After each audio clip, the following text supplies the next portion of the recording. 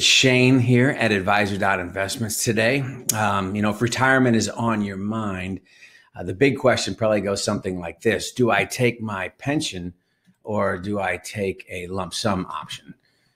Tough choice, lots of variables when it comes to this decision.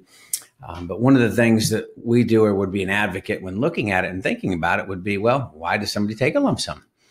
A few of the reasons might be if somebody was confronted with a heavy need for cash upfront.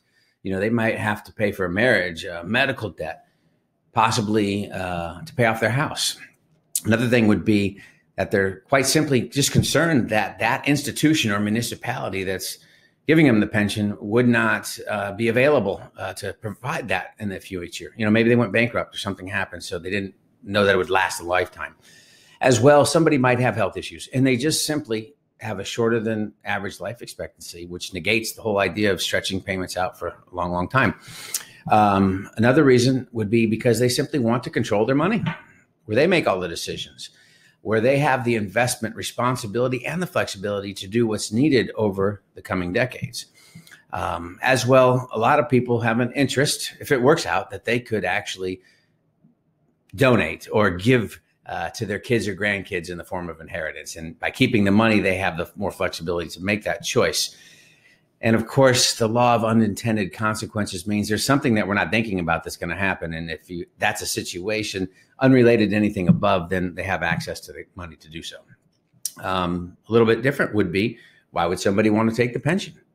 One of the things the pension does is it's a fantastic way to protect you and your spouse, if you have one, against longevity risk. For every 100 clients, some are going to have a shorter life expectancy. Someone's going to live a lot longer than they expected.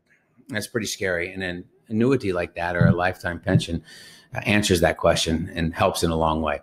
As well, it's a great antidote for overspending.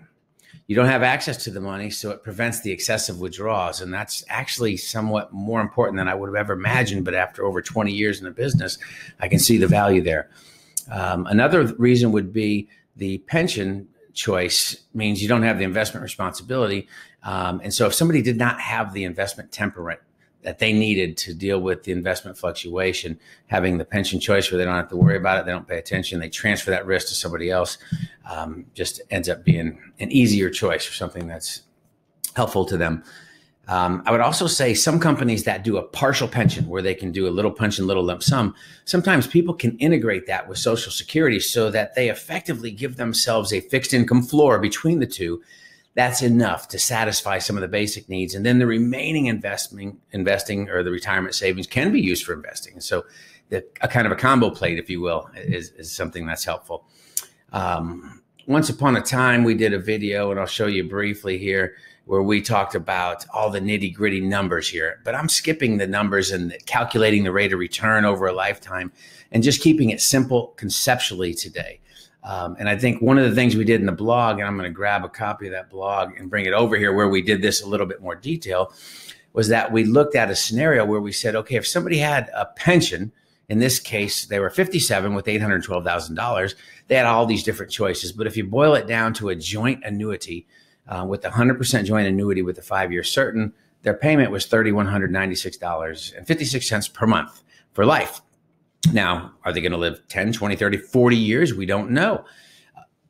A single annuity for the same scenario paid a little bit more. It was like $3,500 per month. One of the simple questions that you might ask yourself be, how long does it take till you get your principal repaid to you? How long does it take to get your money back? If you let go $812,000, well, in this case here, the break even, I'll call it, on the screen here, in the joint annuity, it took about 21.3 years until that money was returned to you. In the case of the single annuity, it was a little bit less because the payment was higher, and that was about 19.2 years. And notably, this was just on a 57-year-old male. Your scenario is going to be different than this, of course, but you want to calculate how long does it take, at least just to get your money back. All right, and so I'm going to go back to my slide here for a second, because I'd say, without getting too detailed, what you really, really want to know is the pension choices. And we talk about that in the blog, but there are many different choices: joint life, single life, period certainty. And you want to make sure you're familiar with those choices and that selection first.